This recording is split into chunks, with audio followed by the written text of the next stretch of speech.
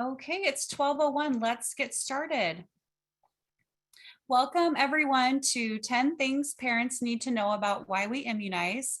We appreciate your time today. Thank you for spending your lunch hour with us, learning about how to talk to parents about vaccines. Thank you to TAPI and Central Arizona Area Health Education Center, or CAHEC, for making this event possible. So just some reminders, please keep your microphone on mute unless you are speaking. Please use the Zoom chat box to ask any questions. We really encourage questions.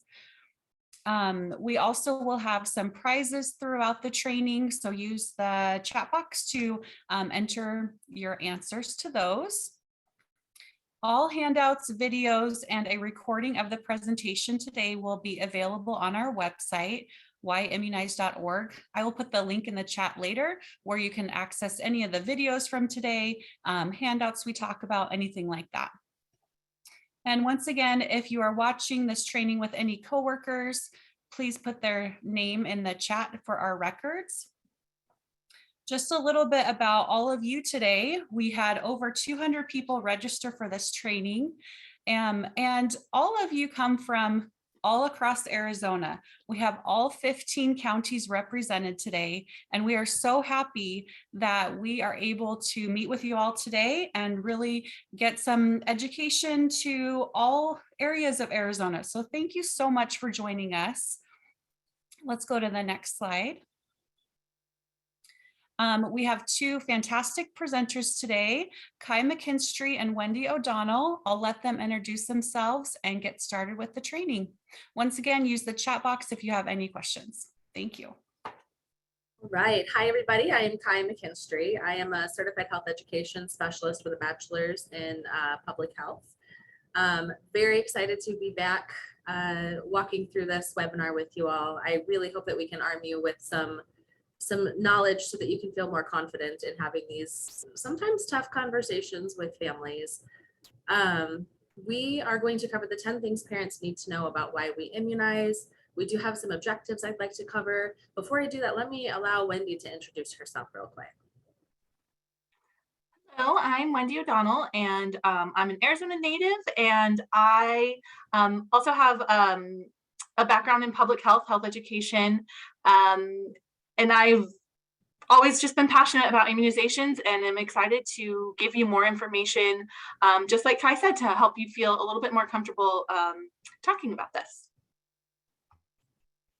Yes, and so, also about myself, Wendy and I both have little ones, littles, and this is particularly important to both of us.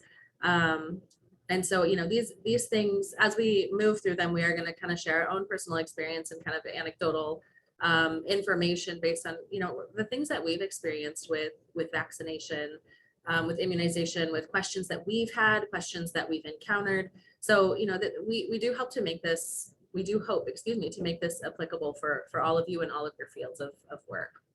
So the 10 objectives we want to cover are, we want to discuss 10 science-centered, evidence-based concepts about why parents should vaccinate their kids. We want to answer some common questions and address misconceptions by distinguishing fact from myth. And then we want to provide participants with credible vaccine online resources. There are tons of resources that will be made available to you. Again, these slides will be made available to you at the end of this presentation, but whyimmunize.org has tons of resources. And again, we'll touch that at the end of this. The goal is that our social workers, teachers, health educators, community outreach specialists, vaccine coordinators, our MAs, and of course, most importantly, honestly, our parents become knowledgeable on vaccine benefits, and we're able to drive parents to make more informed decisions with intent to vaccinate their children. Also, we're going to have some fun little quizzes in here. We really want this to be fun. We want you to interact with us. Do use the chat box. If you're here, it's because you're meant to be here. There is no question that is too elementary. There's probably no question that's too advanced at this point. We want you to participate. So do utilize that chat box, and we do have folks monitoring that throughout the whole presentation. So let's get started. Alrighty. So first thing we want to touch on is just a quick video. It's what we've learned from the past. It's actually a pretty impactful video. Again, you are more than welcome to pull these from the websites and use these. Let's go ahead and watch it. It essentially goes over what we've learned about vaccination. But we actually want to watch it. So let's try that one again. There we go. I want to tell you about a time in American history so that it never repeats So itself. it never repeats itself. It was a harrowing time. a heart-wrenching time. I could hear my mother warn me, Seal, don't go out and play. My family was ravaged. Thousands and thousands died. I was scared. So scared. And then one day, And then one day, there was hope. Before vaccines, there were few ways to help protect against deadly illnesses. Diseases like measles, Meningitis. diphtheria, Hib, whooping cough, or polio, which killed my grandma's youngest son. Without vaccines, these threats can reemerge. I'm here. I'm here. I'm here to tell my children to help protect their children. Get your kids vaccinated and keep them on schedule. I never want my grandchildren to see what I saw.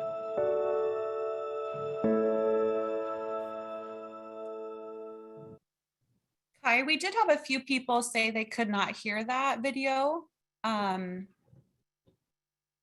Was that a problem for everybody? When could you hear it, Wendy? Could you hear it, Laura? I could hear it. I wonder.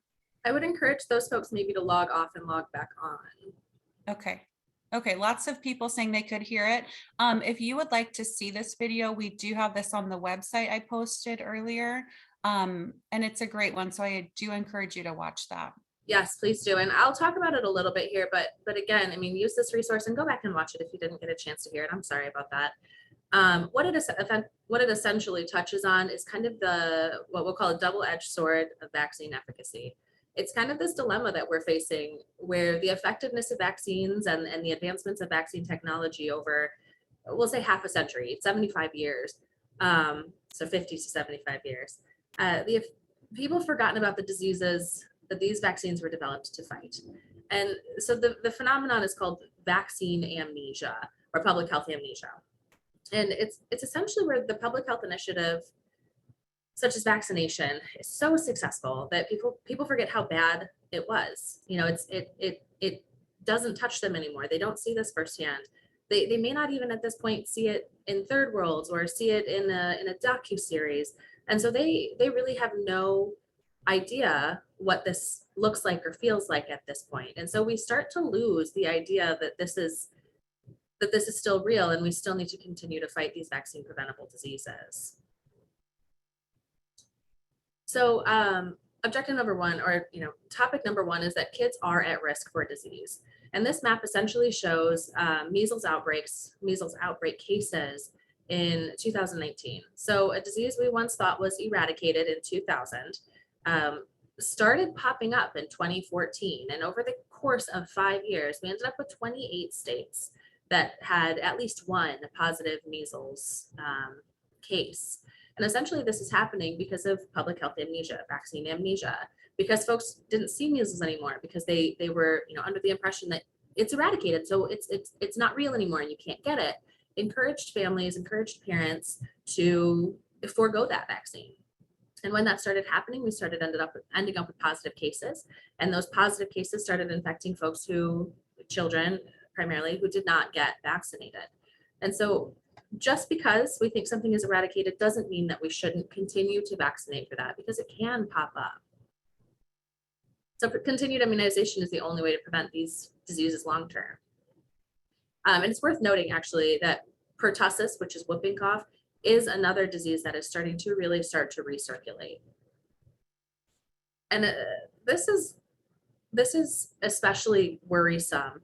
Arizona is a hotspot for our kids. ADHS, Arizona Department of Health Services, does require every school to report once a year on the coverage levels, vaccine coverage levels for enrolled students.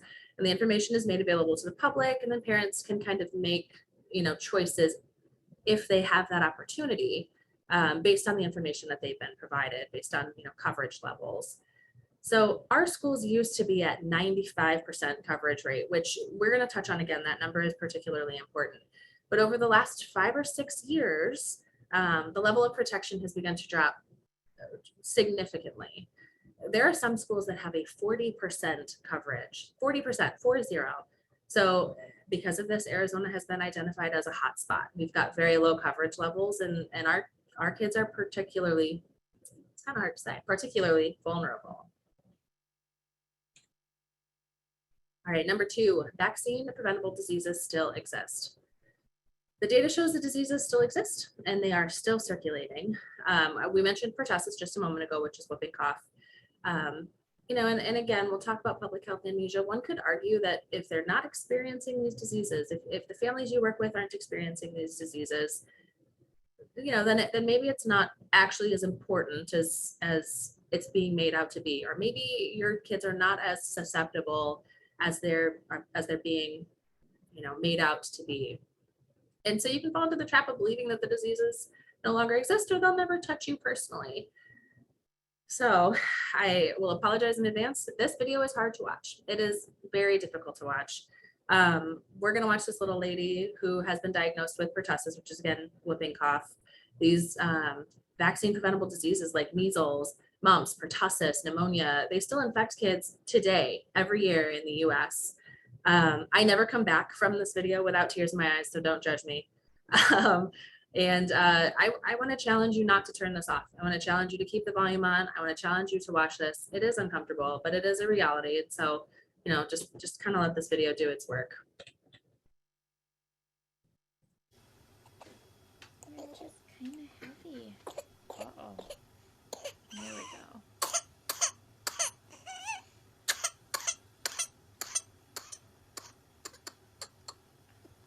Okay. It's okay. Okay, take a breath in, honey. Come on.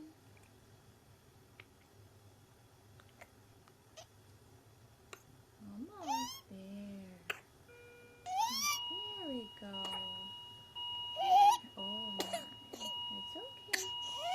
It's okay. Yeah. It's okay. Here.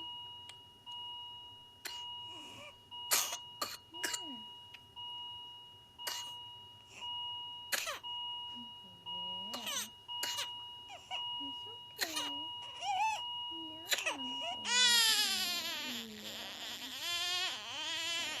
Okay, sweetie.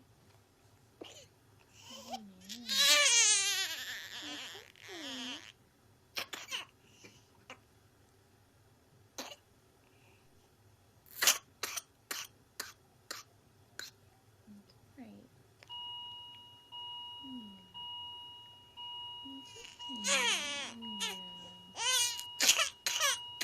It's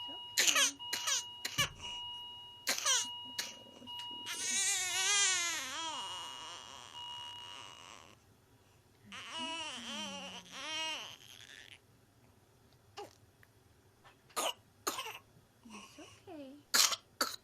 It's okay. Yeah. It's okay. Yeah.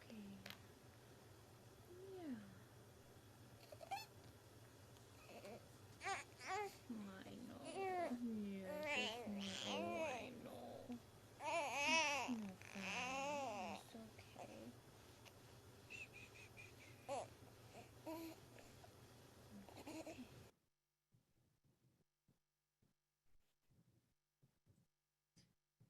Okay, I hope you made it. So, this I think hits home for the majority of the people who watch it. I personally, I've got 2 sets of twins, 4 little ones. I've got 2 almost 2-year-olds and 2 8-month-olds. And when I watch stuff like this, it particularly just rips at my heartstrings because I can't imagine not protecting my kid from something like this if I can. And so I'm not saying that you need to torment the families that you work with or the parents that you work with this particular video clip. I guess you can if you want to show somebody the severity of something like this, but keep it in the back of your mind if you can, just let it kind of fuel your conversations with folks when you really try to help them understand that there are very real consequences to these vaccine preventable diseases. All right, now watching that again.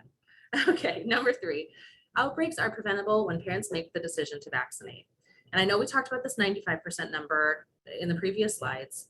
So when we immunize 95% of the population against a vaccine preventable disease, we can prevent an outbreak from happening. So traditionally, we have tried to keep vaccination number statistics, or vaccination numbers at 95% of the population. And we call this, actually, I'm sure you've been hearing of this lately because we've been talking about COVID vaccines. You can call this herd immunity or community immunity. It's the same thing. And essentially the conversation around this is if 95% of the population is vaccinated against a particular vaccine preventable disease, then we are disabling the disease from transmitting to others. Most importantly, we are protecting the individuals who, for whatever reason, underage or allergic to vaccines or immunocompromised, can't get the vaccine. So one of the ways we like to kind of think about this, just to kind of give you a mental picture, is to think about like a fence. We're going to think about this in terms of a fence. Think about those of us with immunizations as planks, kind of in the front of the fence. So I'm immunized, my spouse is immunized, my grandparent or my parents are immunized, aunts and uncles are immunized, the babysitter's immunized, the teachers and other workers at daycare are immunized. But my child who is underage can't be vaccinated. When my kid goes into a daycare center, for example, which is just like a hotbed for every childhood illness, those vaccinated individuals are going to keep my child safe, essentially, because they're going to stop these vaccine preventable diseases from crossing them, the barrier into, a child who otherwise wouldn't be able to get vaccinated. So outbreaks happen when there are too many holes in the fence, holes meaning individuals who aren't vaccinated against these vaccine preventable diseases. So when there's too many holes in the fence, essentially a disease just kind of floats right through. And once it infects an unimmunized person, it's able to infect all other unimmunized people at higher risk. This is a fun graphic. If you have a space where parents are coming in or other individuals who are coaching parents, this is a really fun one to print out and put up on the wall or hand to people or send an email. However you want to utilize this, this one is pretty cool. And essentially what it does is it proves that vaccines work. We want you to have hard evidence that vaccines work. So once we have a vaccine against a disease, we have been able to eradicate, eliminate, or decrease the numbers of cases to almost 0% or almost 0 incidences. So after that vaccine has been introduced. So vaccines are, and this is kind of the main point that we want to touch on right now, is vaccines are studied. They're followed to see how well they're working. And then vaccines are tested and updated as needed to work better. They're not just like put together and thrown out into the wild and whatever happens, happens. Several organizations are watching what happens with these vaccines, are making sure that there's no contraindications, are making sure that there's no adverse side effects. And then they're also, honing those vaccines. They're addressing the materials in these vaccines, and they're improving the vaccine efficacy and efficiency, over time. So a couple I want to touch on: smallpox, we were able to eradicate in 1980. The incidence has decreased by 100% because of vaccines. Pertussis, we have decreased it by 94.9. That's the whooping cough video that we just watched. And we are seeing incidences increase. So we do need to improve our herd immunity. We need to be at 95%. Neonatal tetanus is one we got rid of in 2000. That's amazing. Polio, 1979, probably one of the biggest vaccination successes, there is to date. Measles, we thought we had a hold on this thing. And this just goes to show that, where those holes in the fence start popping up, cases start increasing. And then varicella, which is chickenpox, this bottom one, we've been able to decrease that by 99.9%. Because of vaccine preventable diseases or vaccine preventable diseases. So because of vaccines, you know what I'm trying to say. So these diseases go away because vaccines work. Vaccines save an estimated 42,000 lives every year in the US alone, which is 3 times more than seatbelts and child restraints combined. So according to the CDC, I'm sorry, I should have said that. So I want to think about this for a minute. Choosing not to vaccinate your kid is like putting them in the car with no seatbelt. And like I said, I've got 4 children who are mobile, and I can't imagine them riding in a car mobile, because I take that opportunity to like contain them. I don't know who wouldn't. But moreover, choosing not to vaccinate your kid is like putting them in the car with no seatbelt, no car seat. And most of the time, you're probably going to be fine. I mean, most of the time, there's not going to be an issue. It's just statistically, how often, I mean, do you get in a car accident? And, you know, maybe you're not going very far, but it only takes a single incident for a seatbelt to, or a child restraint, or a car seat to change a child's life. And in comparison to immunizations, it only takes a single exposure, if you will, for a disease to have a life-altering effect on anybody, but especially a child. And the long-term effects on their health could be serious and sometimes fatal. All right. Number 5, vaccine offers protection to us, sometimes in different ways. So newborns receive some immunity from their mother, but it wears off while they're still young. So a newborn will receive immunity from their mom until they're about 2 months old, which is why we have a vaccine schedule that starts at 2 months, so that we can continue this protection. And there are some people who can't get vaccines. They're either too sick, they're immunocompromised, they have allergies. And I'm not talking about like the allergies we all have right now. I'm talking about like severe allergic reactions to some components of the vaccine. So vaccinating you and your family helps to protect those individuals. And getting shots offer protection that will help your child's immune system fight when they're exposed to diseases. That is the whole point of vaccination. We want to alert that immune system. We want it to recognize this disease, and we want them to be ready and prepared to fight if and when a real disease comes along. It is completely possible and hopefully likely that your child, or the children that we're vaccinating, are not going to come in contact with these vaccine preventable diseases. That would be perfect. That's a perfect world scenario, but it's also very possible that they will. And so it would be wonderful to make sure that they're ready. Wendy, I'm going to pass this off to you to handle number 6. All right. So number 6, vaccine antibodies act as a personal ninja to protect the actual disease. So Kai kind of mentioned this. It's the vaccine gives your body just a little taste of what the actual disease would look like, so that you can build immunity. So then when you are faced with the actual disease, your body recognizes it, sends the ninjas in to fight, and prevents you from actually getting sick and passing on the disease. We hear a lot, and I'm sure now with kind of renewed interest in vaccine safety, they talk about how, back when I was going to school, we only had to get however many vaccines.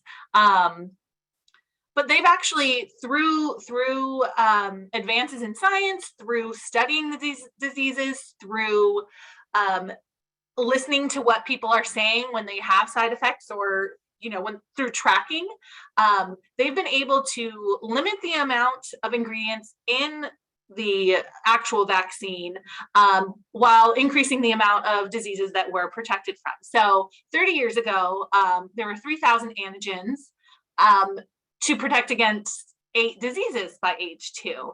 Today, we've brought that down to 305 antigens to protect against 14 diseases. So I will take that any day. Fewer antigens and more protection. Okay, so we have a fun little quiz for everybody. So you can go ahead and put the answer in the chat, and I believe that we have some prizes. Laura, if that is wrong, you can tell me. So what vaccine is recommended during pregnancy? Is it A, pertussis, B, flu, C, COVID, D, B and C, or E, all of the above? Lots of answers going into the chat box. That's amazing. Yeah. Yep. Thank you, everyone. I'm seeing a lot of E's also, which is correct. So yes, it's E, all of the above. And I think we get into this a little bit more on some other slides, so we can head. So number 7 is that babies get their first vaccine from mom. Again, Kai kind of touched on this earlier about how immunity wanes in infants around 2 months. But one way that we can protect them during that time is by getting those vaccines during pregnancy. Flu has been recommended for a long time, and then pertussis, I don't want to say it's recent because it's been probably, I know that when I was pregnant with my 7-year-old, it was recommended then, and it wasn't all that new. So I'm gonna say probably about 10 years. Pertussis has been included in those vaccines while you're pregnant. I've had two babies born right in the middle of flu season. So it was always very important to me, not only to me, but that all of my family get the flu shot. But I always made sure also to get that pertussis to protect my baby from that very serious cough that we heard earlier. So this is a way that moms can protect their babies before they're even born. Go to the next one. And we know this has been, we've said this a lot, your best defense against the flu is a flu shot. We know hand washing is very important. I think one of the unintended unintended consequences of wearing masks is that flu has gone way down as well. So the last couple of years, we've had very mild flu seasons because people are masking up, people are staying home, people are staying away from each other. But the number one way to fight the flu is to get the flu shot. Okay, so here's another question. So you can go ahead and put your answer in the chat box. You guys are fast. They are I haven't even read it yet. Look at this. Can someone get a flu vaccine and a COVID vaccine in the same visit? Is that yes, no, or not sure? It's okay if you're not sure. That's okay. Yeah, that's why we're here. I'm glad that there's a few not sures so that we can help. All right, looks like we've had a few come through there. So the answer is yes. You can get the flu vaccine and the COVID vaccine in the same visit. And definitely would recommend that if you've not gotten your flu shot yet, or if you've not gotten the COVID vaccine yet, to get them at the same time, because they can make each other worse. If you get the flu and then you get COVID, you're definitely going to have more severe outcomes. So yes, please do get both. And I'm speaking as one who did get both at the same time. And frankly, everyone that I knew at the time that went and had to get their second COVID shot did also get their flu shot. We're all still here. We don't have 5G. We are, we're doing okay. There was some additional soreness, but frankly, it was just what I would have had with my flu vaccine and what I would have had with my COVID vaccine. So it was worth it for me to get them both done at the same time.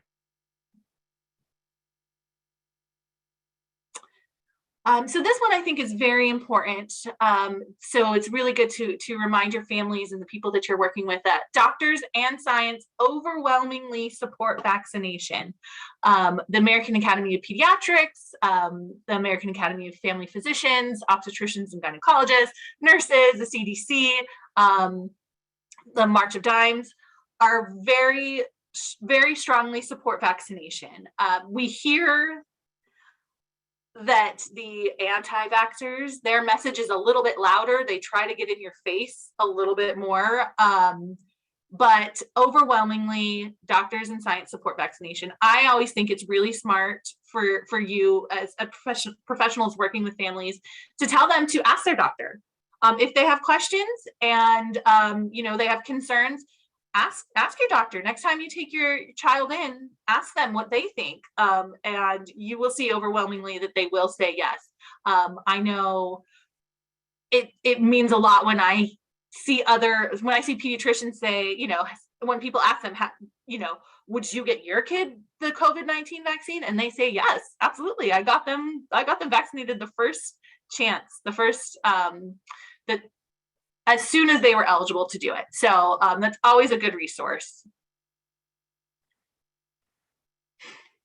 And then number 9 is you want to make sure that you're keeping families up to date on their shots when they are going back to school. Kai mentioned the childcare setting. We know anybody who's either had a child in childcare or works with childcares or is just a human knows that little people can't keep their germs to themselves. So that's a hotbed for exposure. So that's why the state of Arizona requires certain vaccines requires kids to have certain vaccines when they do go into these settings. Public school is the same as well. There might be some talk about what is required versus what is recommended. And it almost sounds like required would be like the higher level. But there are certain vaccines that are on the recommended schedule that aren't on the required one. And that basically just has to do with exposure. It has to do with politics. Unfortunately, that plays a part in health and in requirements for school. So when in doubt, ask your doctor and go with the recommended ones over the required ones. Recommended is more, so you'll have a higher level of coverage if you're staying up to date with the recommended shots. And the CDC website does have information for all 50 states if you're unsure about what the specific requirements are for Arizona or whatever state you may be representing after this. And then this is a really good one to remember as well, that we all need protection as we grow. And while babies do get the majority of shots up until they're about 2 years old, when they're entering childcare, when they're going into schools, even when they're going off to college, there's different levels of, there's other vaccines that are recommended at different age groups. So even as you get older or through different life stages, like I had mentioned during pregnancy, there's different recommendations for different ages. So you can follow the CDC recommended immunization schedule, and they actually and TAPI makes a really great one that's a lot easier to understand because it can get complicated, but they make a really nice family-friendly flyer that talks about the different vaccines and the different ages that they are recommended. So I definitely recommend using that for your education if people have questions about that. Okay. So we're going to tackle this video. This video is actually really cool. It is definitely a resource that you may want to consider sharing with the families, the parents that you work with, the other healthcare professionals that you work with. If you're one of our NPs or PNPs that are on right now, if you want to share this with your medical assistants, and our medical assistants, if you have a way that you can share this with families, if you have a tablet in the office, which I know that not everybody does, but there are some people who do. This is a really cool video to show folks. So let's go ahead and get it started.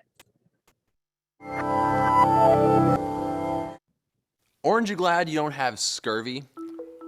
In 1747, in the first medical trial ever performed, Scottish physician James Lind found out that eating citrus fruits could cure scurvy. Now, today we know this works because citrus contains high levels of vitamin C. In fact, ascorbic acid, a common name for vitamin C, comes from the Latin for not scurvy. By issuing rations of lemon juice to sailors, the British Navy was able to pretty much eliminate the disease until the late 1800s, when polar explorers suddenly began to see scurvy again. The copper pots holding their lime juice had destroyed the vitamin C, but they were pretty confused.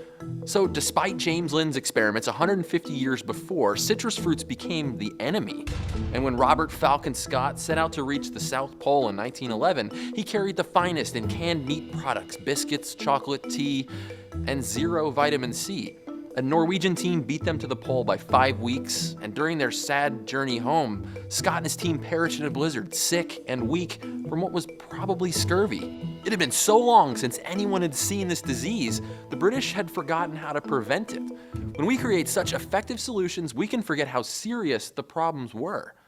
Thankfully, people today don't die of scurvy or polio. Since the introduction of Jonas Salk's polio vaccine in 1955, the disease has been nearly eradicated from the earth. The thing to remember is that this is a continuous process.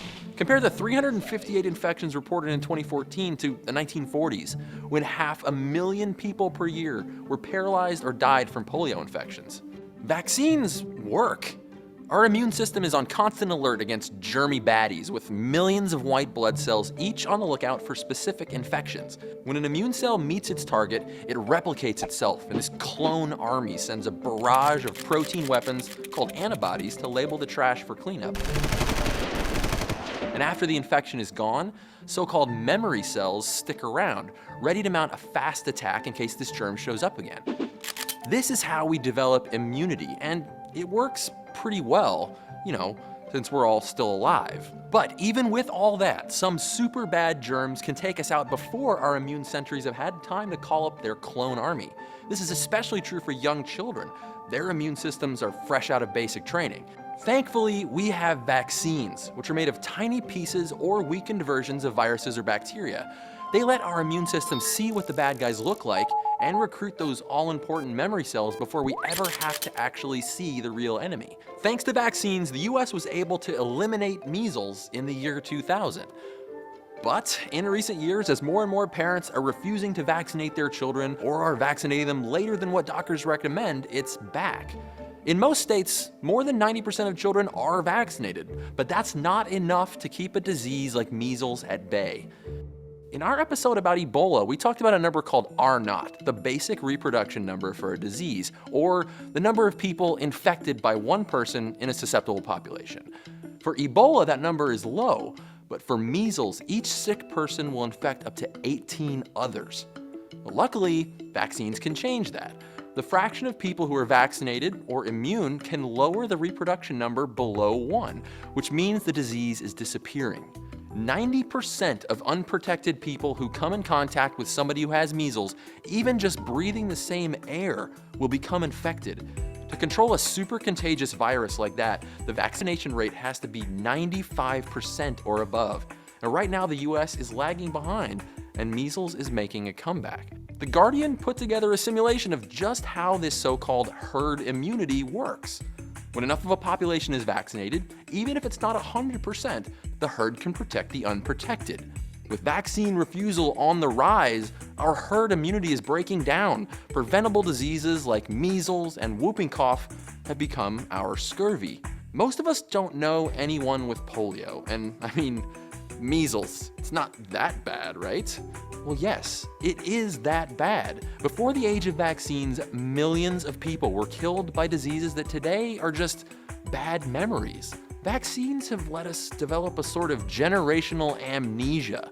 Today we expect our children to grow up healthy, and we're lucky that we don't appreciate just how dangerous these diseases are. Like science writer Seth Mnookin says, vaccines are victims of their own success. Because of stories like Andrew Wakefield's discredited study wrongly linking vaccines and autism, and the news media's obsession with pictures of crying, terrified children being poked with needles, people are nervous about vaccines. This anxiety isn't new, though. When Edward Jenner in 1798 saw that milkmaids didn't catch smallpox, well, he realized that because they'd been exposed to the similar cowpox disease, they were immune. And based on this, he developed an early smallpox vaccine by inoculating humans with the cow virus. In fact, the word vaccine itself has bovine origins. Still, as far back as 1802, critics were claiming that the smallpox inoculation would turn you into a cow. Vaccines don't come without risk. Nothing does. But on average, fewer than 1 in a million people will experience a dangerous reaction to common vaccines.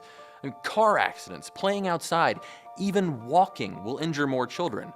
Vaccines are asking us to do something altruistic, to make a choice to protect not only ourselves and our children, but also those around us. Author Eula Biss says that vaccines are one of the most empathetic things that we can do.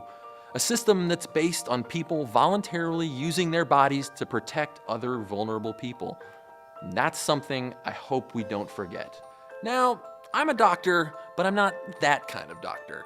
It's natural to have questions about vaccines, and you should have a conversation with your medical professional. They want the best for you and yours. I will give you one prescription though, and that's to subscribe so you can get a full dose of science every week. And if you want to read some amazing books about vaccines, check out Seth Mnookin's The Panic Virus and On Immunity by Eula Biss. Links in the description. Stay curious. Today we know. Okay, so that video always makes me smile. I don't know, maybe I'm a nerd, but I feel like that covers so much so quickly. It is very friendly to really anybody watching it. There is some technical stuff going on in there, but it's not difficult to understand. And really could be very useful. Nurse practitioner Yelder actually asked a question in the chat I wanted to address to everyone. There are subtitles to this video that are available in several languages. So if you do need other language options, check out the subtitles and see if that helps make this more widely available to your clients and to your patients. I forgot to say this in the beginning before I played the video, but continue utilizing that chat for questions. What we are going to move on to is know that citrus. In a moment after COVID-19 vaccines, we're going to start moving on to some of the tough questions that we've been hearing our families ask, some of the myths or difficult to answer things that have been brought to your attention, or it maybe that you've even wondered. So I would like you to start throwing those in the chat so we can start addressing those. And we're also going to tackle just a few common myths that we've been hearing. So before that though, we're going to touch on, today's very cool topic, COVID-19 vaccines. So Wendy, if you'd like to take that. Sure, yeah. So this is obviously the hot topic, COVID-19 vaccines. People have, it seems like they came together very quickly. It's probably one of the safest vaccine that we've created in the recent history, because so many people have gotten it and safety trials are continuing to happen. They had a lot of data to work from. So it's something that's continually monitored. Right now, there's the Pfizer vaccine is recommended for children 5 and up. And the safety trials are still ongoing for kids down to age 2. So please remember that safety was the utmost importance when they were developing the vaccine. And as we mentioned before, it doesn't just stop once it's developed. We're continuing to monitor it. And if anything needs to change, then things will be changed.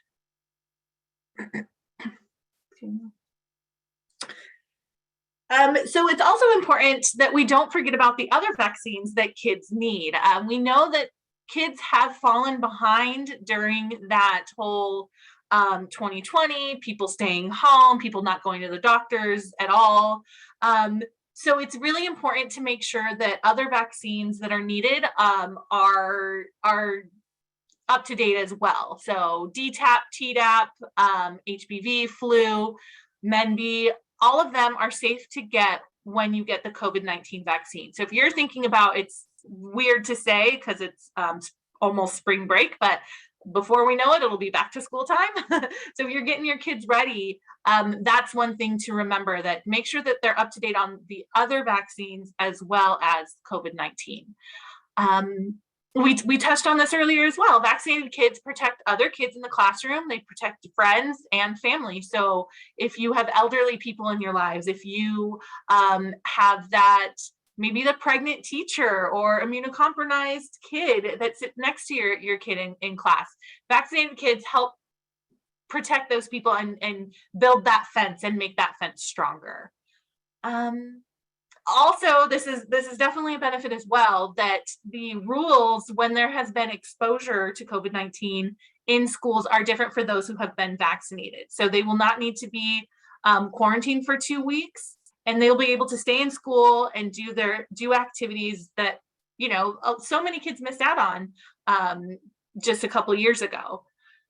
And the COVID-19 vaccine will just really help us get back to the activities and friends and birthday parties and all of those fun things, family gatherings that we were so used to doing that we kind of took for granted before this COVID-19 experience.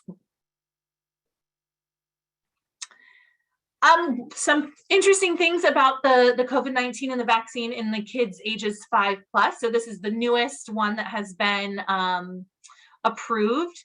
And it's interesting because the younger children may experience fewer side effects than adolescents or young adults.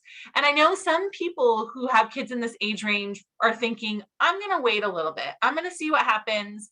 I got the vaccine, I got my older kids vaccinated, but I kind of want to see what's going on. So this is one of the things that we're seeing is that younger children actually have fewer side effects. And on top of that, kids who have had COVID-19 are also experiencing fewer side effects from the vaccine. And the side effects are just kind of what you would expect: pain, swelling, fever, fatigue, headache, chills, just kind of the things that are the proof. The way that I like to view it is it's proof that your immune system is working. It's recognizing that there's something different happening, and it's having a response. So it's helping your body build the immunity to that disease. And again, you can get the COVID-19 vaccine at the same time as any other childhood vaccine. So make sure that your kids are up to date on measles and all of the other vaccines that are recommended. So I think sorry, if you go back, yeah, sorry. One of the things that we talk about or people say is, well, if it's not serious for kids, then why do we need to get our kids vaccinated? Number one, to help protect the other people in your life. So it's not, to help them protect their community. But just because it's not super serious for every kid, it is serious for some kids. And I wouldn't want to take that risk for my kids. So there have been 6.8 million cases in children, and over 25,000 hospitalizations, and almost 1,000 deaths in children. So that's serious. That's something that, again, I wouldn't want to risk it when I know that the vaccine is safe. So this is another one that we are hearing a lot about, is the risk of myocarditis. It's like an infection in the heart, swelling of the heart. And what we know is that, yes, in some kids, there is a higher chance of getting myocarditis after the second COVID-19 vaccine. But the risk of getting myocarditis after getting active COVID-19 infection is actually much higher than it is from the vaccine. Let's see. It typically will happen within a few days following the second dose. And again, that is 2.5 cases per 1 million. So when I say it's higher, it's like very little bit higher. And it's mostly in boys aged 12 to 29.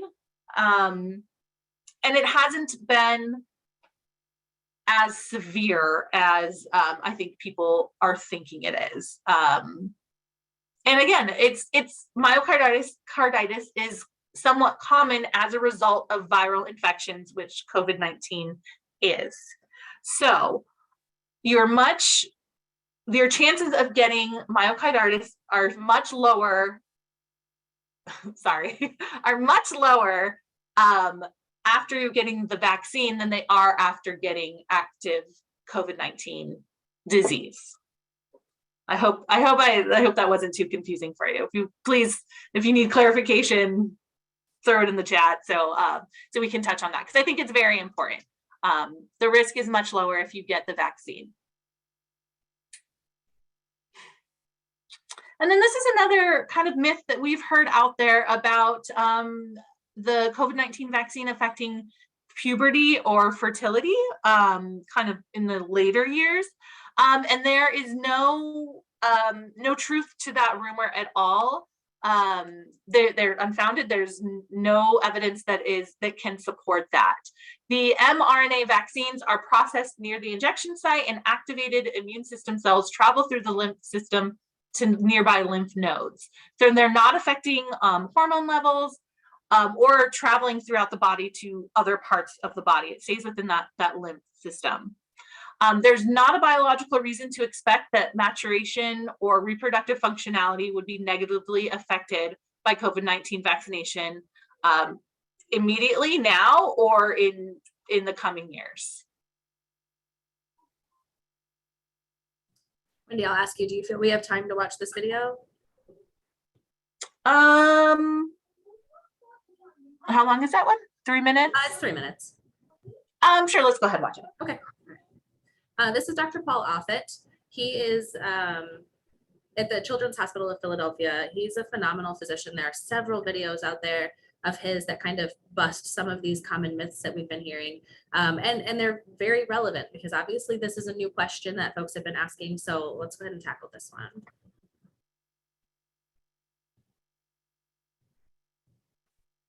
Hi, my name is Paul Offit. It is Tuesday, May 4th, 2021, and I'm talking to you at the Vaccine Education Center at the Children's Hospital of Philadelphia. One question that has come up regarding COVID-19 vaccines, especially among young women of childbearing age, is it possible that this vaccine or these vaccines could affect fertility, could affect my ability to get pregnant? The answer in short is no, and let me explain why and where this whole false notion My apologies. came from. This false notion was born of this letter that was actually written to the European Medicines Agency, which is like the European equivalent of the Food and Drug Administration, claiming that there was similarity between the SARS-CoV-2 spike protein, which is what you're making an antibody response to when you get these vaccines, and a protein that sits on the surface of placental cells called syncytin-1.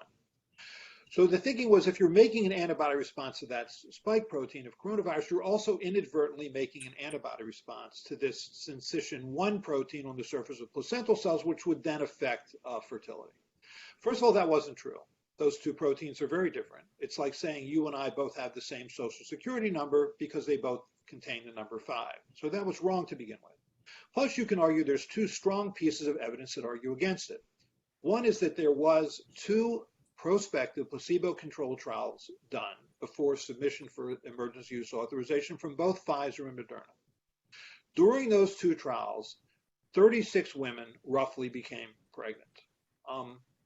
Now, if it was true that this vaccine or these vaccines affected fertility, then there should have been more pregnancies in the placebo group than in the vaccine group, but that wasn't true. There were really 18 instances of pregnancy in the vaccine group and 18 instances of pregnancy in the placebo group. So therefore, the vaccine didn't enhance fertility and it didn't negatively affect fertility. Also, if you're arguing that antibodies directed against the SARS-CoV-2 spike protein would affect placental cells, remember that about 100 million people have been infected with this virus over the past year and a half. During that time, they have been making antibodies to the SARS-CoV-2 spike protein. So if it's true that that would affect fertility, then the question is what's happened to the fertility rate or the birth rate in this country, say between 2019 and 2020? If it was affecting fertility, if natural infection was affecting fertility, then birth rates should have gone down. But that's not what happened. Birth rates have actually gone up slightly. So those are 2 pieces of evidence that argue against this vaccine or natural infection in any sense affecting fertility. Thank you. So that may be a little technical to use with families, but I think it's good to have kind of more of a background knowledge so that when people do ask, you feel confident in telling them that it does not affect puberty or fertility. So just another tool to have. Okay, so another common question with the COVID-19 vaccine is it safe to get the vaccine while pregnant or breastfeeding? And yes, it is recommended for all people 5 years and older, including people who are pregnant, breastfeeding, or trying to get pregnant now or might become pregnant in the future. I got the COVID-19 vaccine when I was about 28 weeks pregnant with my son now, who's about 9 months. So the timing worked out great for me because it was right when the vaccine was available. So I was so happy to get it, to be able to get both doses before he was born in May of last year. So I was very excited to get it. And obviously I'm a big, I'm very passionate about vaccines. So I also talked to my doctor about it. And what we know too is that the risk of severe outcomes while you're pregnant, if you were to get COVID-19, are significant. And pregnant women are one of the high risk groups. So if I could do anything to help protect me and help protect my unborn baby, I was very excited about that.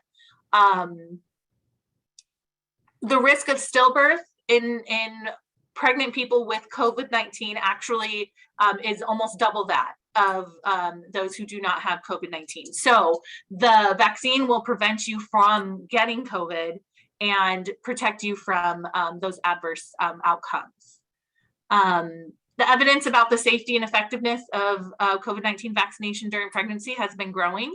I tried to find as many studies as I could about pregnancy during about getting vaccinated while pregnant, so I could add to that field of knowledge to help other people feel more confident. And then, of course, the party line is please talk to your doctor about this. Talk to your OBGYN and see what they have to say. The breastfeeding question is also, we get that as well. And they're still looking for more information to see how if any antibodies are spread through breast milk, if you're giving your child any extra immunity because of that. I have a little story I like to tell. I've been lucky enough to be able to donate some of my breast milk to a friend who has small children. Some babies, they were born actually about 3 weeks after they were twins, premature twins that were born about 3 weeks after my son. So I've been able to help them supplement with breast milk, and they were recently exposed to COVID-19 and everyone in the house got it, but those babies. And I don't want to take credit for that, but it's something that I'm super proud of. And even if it contributed a little bit to them staying healthier, I'm very happy that that was the outcome for that. So I try to tell that story whenever I can. They're my kids. I'll just. I didn't know how. Yeah, they're Kai's kids, so yeah, they're that mine, makes it so even better. I will serve as the confirmation of that. Sarah Halverson says, "I knew it." Yes, Yeah. I gave myself away by saying I had newborn twins. Right. But we're all twins do these vaccinated, people know? right? We're all vaccinated, and unfortunately, we got the flu, which we're vaccinated for as well, the week before we contracted COVID, and so we were already just kind of hit with the bugs, and our immune systems were struggling. And throughout that whole thing, my 8-month-olds, which were 6.5 months at the time, were happy and well, which was exhausting. Don't get me wrong. But my goodness, were we so blessed to enable them to have some antibodies and some health in order to get them through what could have been potentially a very scary time. Mm-hmm, for sure. Thanks for sharing that one. Yeah.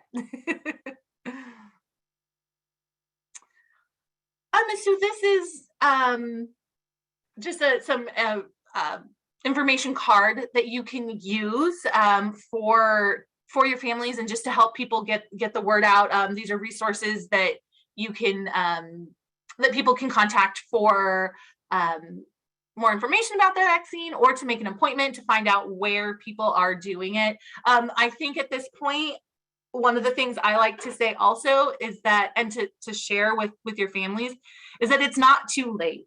I think people are feeling like, oh my gosh, everyone already got it. I wanted to see what was going on. And I don't want to be shamed if I go in and they say, well, why are you just doing it now? So I think that that's something really, really great to focus on, is like, no, it's not too late. If there are other reasons that you, for some reason, didn't get the vaccine, it's not too late. Go ahead and get it. you're still going to protect yourself. You're still going to protect your family. So I really like to stress that.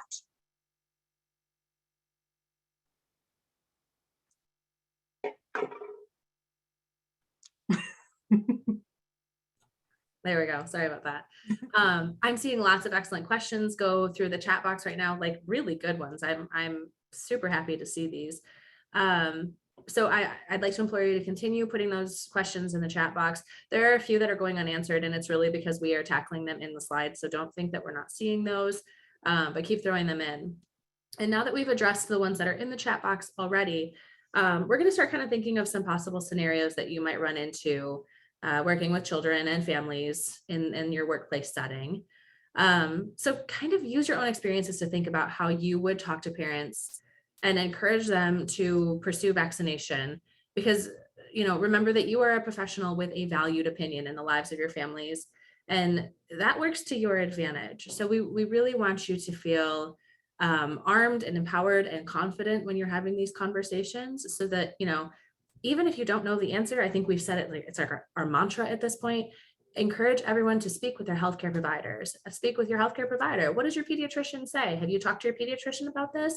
Oh, you know, I think, you know, Dr. So-and-so was giving flyers on that. Did you want me to see if I can grab one for you? We want you to feel confident in taking on those questions and not just feeling like you have to deflect. So jumping into these hard questions. All right, the journey of a vaccine.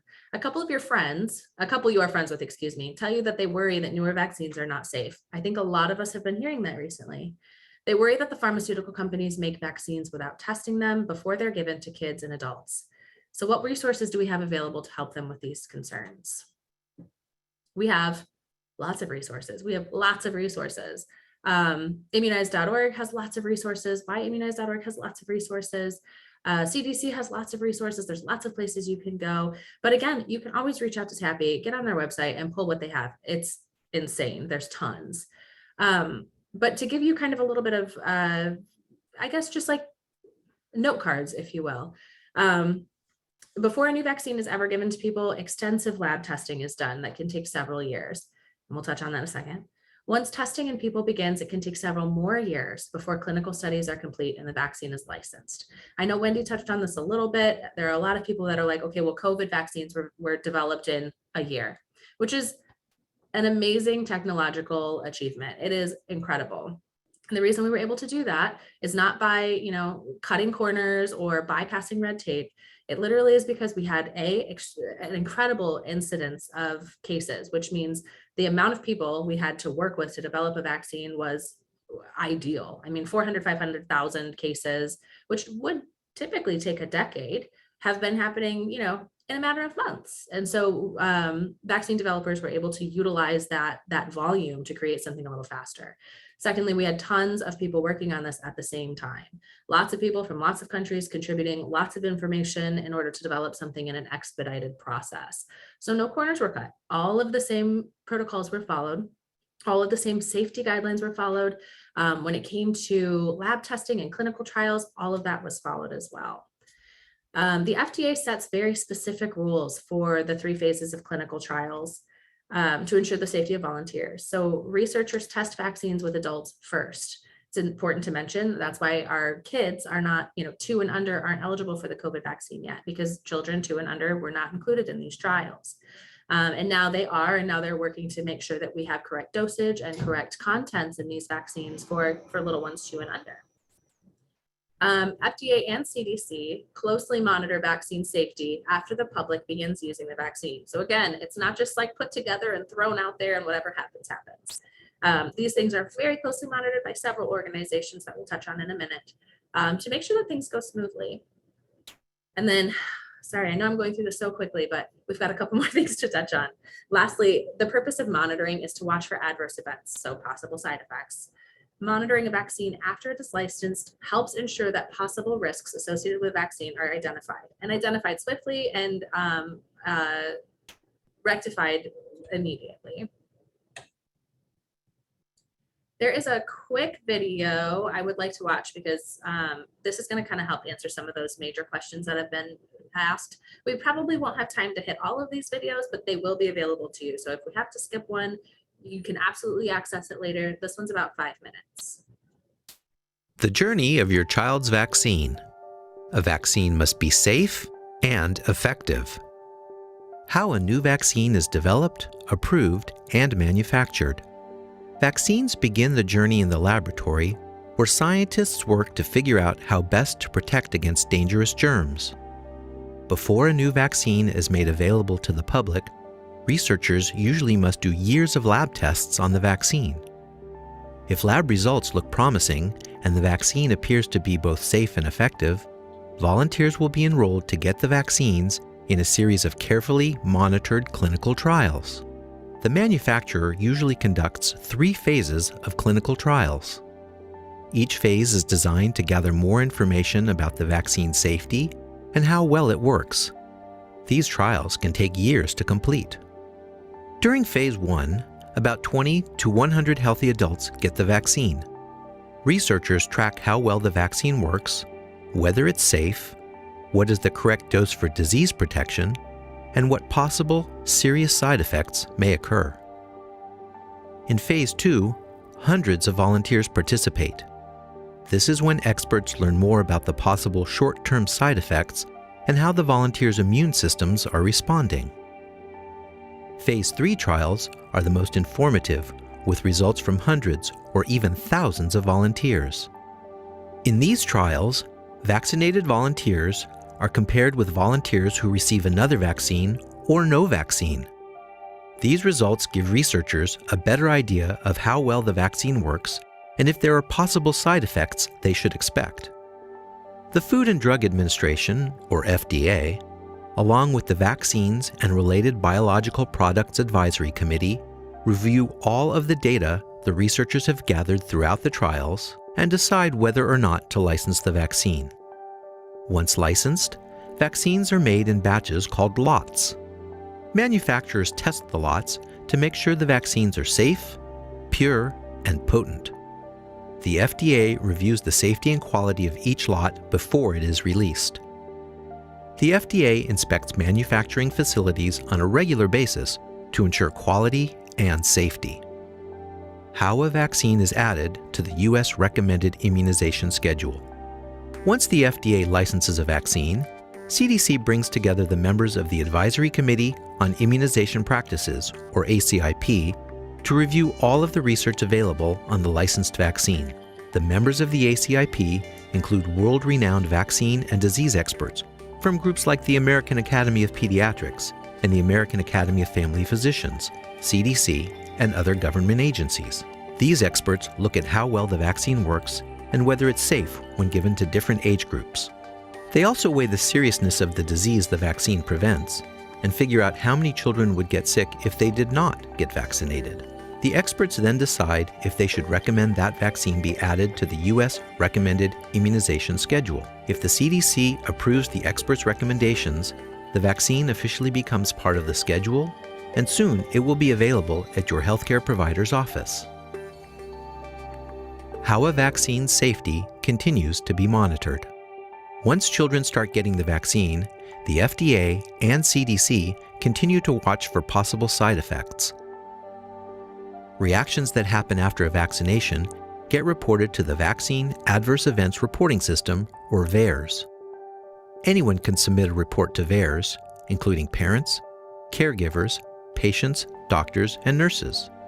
However, the reactions that are reported may or may not be caused by the vaccines. They may require further investigation. Researchers at FDA and CDC analyze the VAERS reports and look for any trends that may be happening. FDA and CDC also use other vaccine safety systems. The Vaccine Safety Data Link, or VSD, and the Post-Licensure Rapid Immunization Safety Monitoring System, or PRISM, actively monitor new vaccines to obtain additional information about their safety.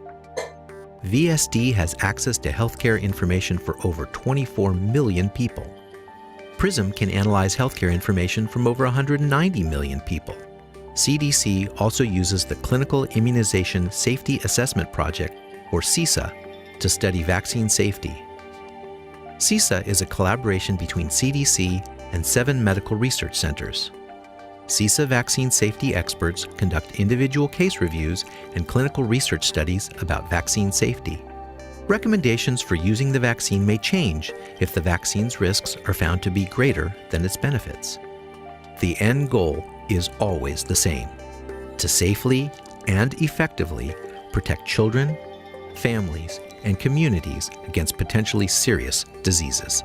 For more information, please visit cdc.gov/vaccines or cdc.gov/vaccine-safety or fda.gov/CBER. Okay, so The journey. I would like that to pause. All right, so that is a lot of information, I realize, but one of the main things I'd like for you to take away from this is that, as you can see, it's not just the CDC and the FDA that are monitoring vaccine side effects or adverse reactions. There are a wide array of organizations that are prioritizing vaccine safety. So we're not just relying on as somebody mentioned in the chat, big government agencies to kind of make sure that vaccines are safe for the population.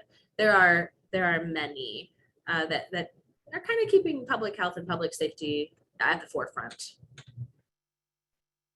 All right, immunization conversations. There are too many. I'm totally guilty of this. When I had my first little one, I felt like, oh, that's too many stabs in one visit. I really want these spaced out. Even with my education, even with my knowledge, I still was like, oh, I don't really know. I'm a little sad for my baby. And my kid's pediatrician kind of pulled me aside and was like, listen, we know what we're doing. This has been studied. Baby is going to be just fine. This is what is in baby's best interest. It does feel like a lot, but factually speaking, these exposures are a drop in the bucket compared to what baby is exposed to on the daily. So the scenario here is mom and dad both think vaccines are good, but that the babies get too many at one visit and their immune systems are still too new for so many. They plan to delay some vaccines and only get 2 at each visit. So there are some things that we could say to educate them and reassure them. And thankfully, my pediatrician felt emboldened and she felt confident enough to come to me and be like, hey, look, let's talk about it. Not just say, oh, well, whatever you want to do. She did engage me and she did have this conversation with me, which is what we'd really like to empower you to be able to do. So getting childhood vaccines are not an extra burden on the immune system, even for little ones, even for babies. Babies are exposed to hundreds of viruses and bacteria during normal activities, eating and playing. Even though kids receive more vaccines, they receive far fewer antigens overall compared to their parents and their grandparents. Wendy touched on that. We're looking at far less antigens for more diseases. Our children are now protected against more disease too. We're going to need to skip this one just for the sake of time, but it is another Paul Offit video that touches on whether or not babies get too many vaccines. And then Wendy, would you like to tackle, this is a big one. Sure. Yeah, so this is one that we still get questions about and people are still concerned about, even though this was originally based off a study that an English doctor did that was completely debunked. It was bad. It was a bad study. It was a bad design. It's completely not based in science. So a mom of a 13-month-old toddler is sharing in her mom's group that her baby is not the same as she was before her MMR shot. She's worried that the shot caused harm and wants to warn others about vaccines and autism. So some of the what resources do you have available to help her with their concerns? So one of the things about autism and the MMR vaccine is that it just happens to happen at the same time. The symptoms of autism start to become more apparent around the same age that a baby is given the MMR vaccine, which is at about 12 months. But just because they're happening at the same time doesn't mean that one causes the other. Dr. Lewis with the Arizona Immunization Program Office at the Department of Health likes to say, if you got gas, if you filled up your tank and then you drove your car and you got a flat tire, did that full gas tank cause the flat tire? Well, no, it happened right before. It happened at the same time, but that's not something that that was the cause of the flat tire. That giant nail in it probably was the reason. So, so people are just becoming aware of their children's, they're becoming more vocal, they're becoming more active. And if children aren't meeting the milestones, the signs of autism is becoming a little bit more apparent. Yeah, so that was just kind of what I said. and the cause of autism is still something that I mean, it's a widely researched question, and there are probably multiple components that contribute to that, including genetics, which, you know, we cannot change at this point. And of course, Dr. Offit has a really good video about this, and I would implore you to watch it when you have a little bit more time, especially if this is something that you're hearing. I know some of the, maybe like the special preschools and things like that, if those are the kids that you're working with, this would be good information to have, because those are concerns that families do have. All right, I'm going to tackle the measles party. A family you are working with just attended a chickenpox party so that their kids have a chance to get the disease and boost their immune system. They want to know if chickenpox and measles parties are a good idea. What resources do you have available to help them with their decision? You may or may not have heard of chickenpox parties. I'm from rural Michigan, so I've heard of chickenpox parties, and a lot of our attendees who are, you know, a little older have most certainly heard of chickenpox parties. And they are, you know, common questions still. Somebody just put in the chat that they have had this question. And so let's talk about measles parties. Go. There we go. Okay. So it is true that infection usually does cause better immunity than vaccination. That's lovely. However, what we're not taking into account is the potential long-term consequences of actual disease. So the vaccination long-term consequences are very low, if anything at all. We are developing very competent immunity. So there really is no concern with getting a vaccine over getting measles. And the price that is paid for the natural disease can include paralysis, permanent brain damage, liver damage, so liver cirrhosis or cancer, deafness, blindness, pneumonia, and, you know, death. So yes, you could get better immunity with contracting the disease over the vaccination, but the risk far outweighs the benefits. And again, we're just going to have to skip this one just because we are tight on time, and I want to make sure we have an opportunity to answer any of your other questions. Another Paul Offit video from CHOP. Again, it's excellent. I'm not sure that we're running into chickenpox, measles parties questions as much, but we certainly do still see them.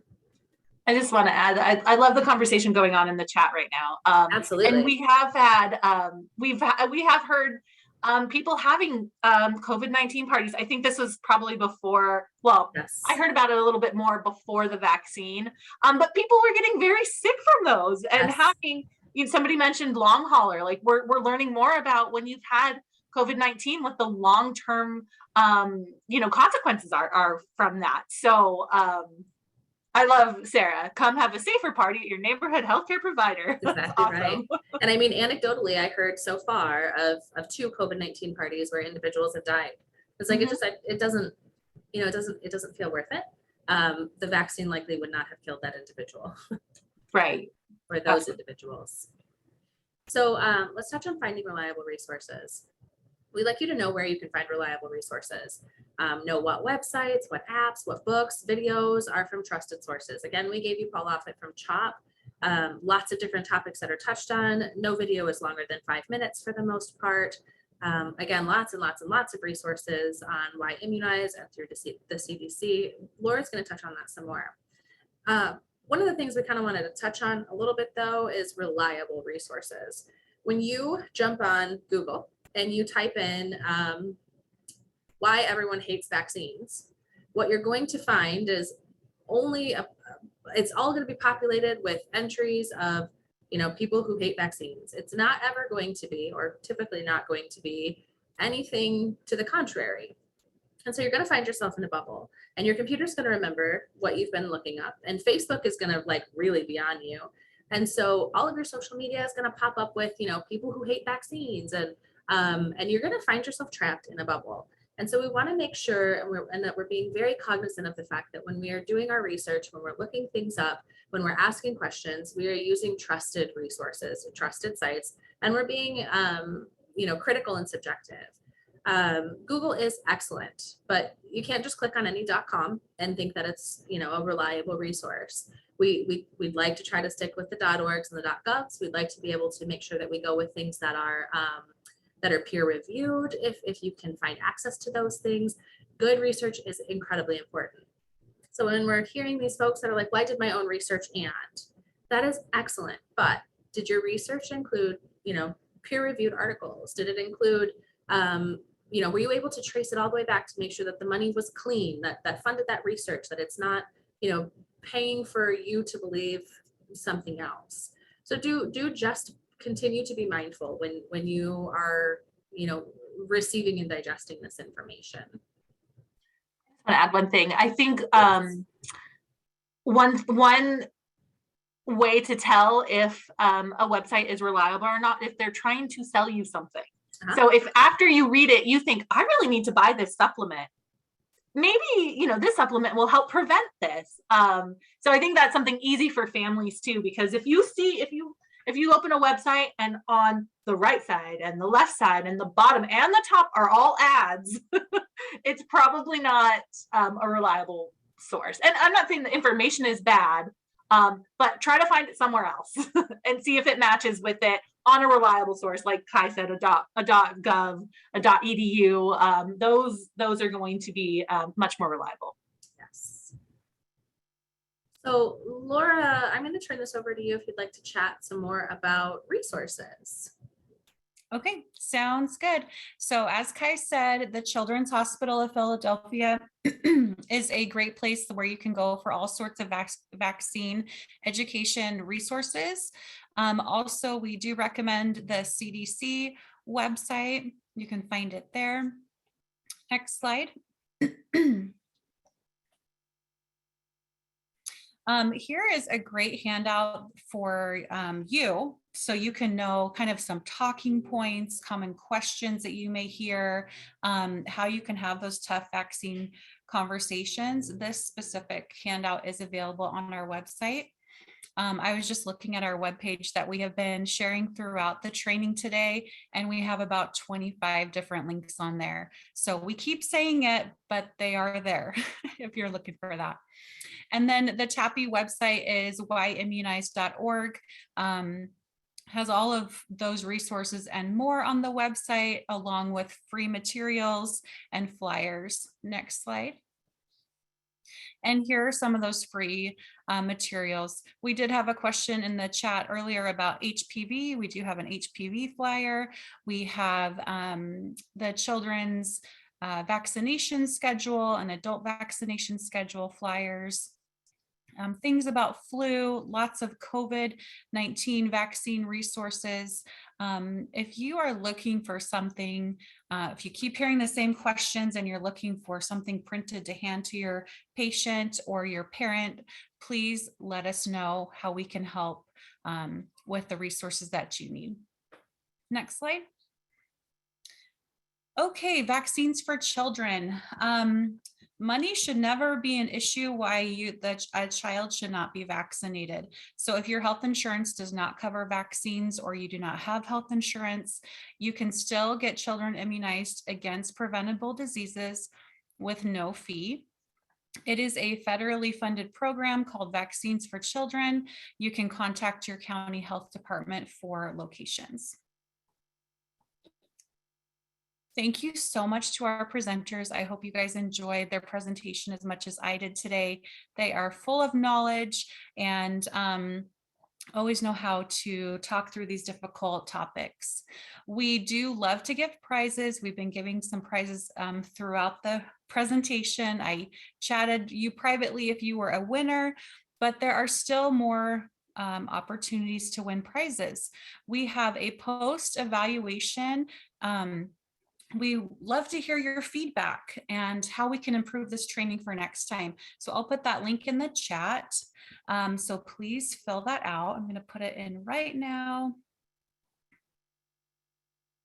So anyone who is logging off will not miss it. Okay. There we go. I will also be emailing this in our thank you email with the other resources. Next slide. We do have CEU credits available if you are a social worker, a certified health education specialist, or registered nurse. We would love to provide you CEUs. And if you are not one of those people, but would like a certificate of participation, we have those available also. So I will put the link to that in the chat also if you'd like a certificate. That is it for our presentation.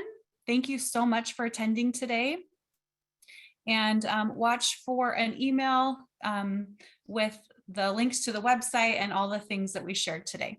So thanks so much. Have a great day.